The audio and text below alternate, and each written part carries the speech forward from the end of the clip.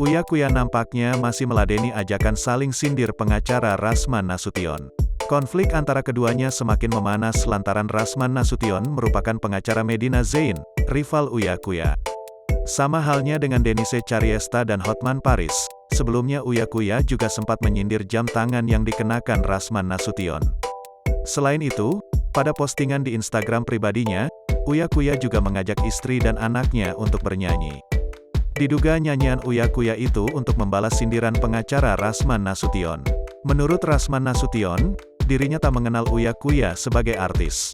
Padahal sebelumnya, Rasman Nasution pernah diundang di acara program televisi yang dibawakan Uya Kuya. Bak kembali menyindir Rasman Nasution, Uya Kuya pun baru-baru ini kembali memposting sesuatu di Instagram. Terlihat Uya Kuya memperlihatkan dirinya sedang menyetir mobil mewah di perjalanan. Pada keterangan caption, Uya Kuya menyentil soal dirinya bisa menjadi artis.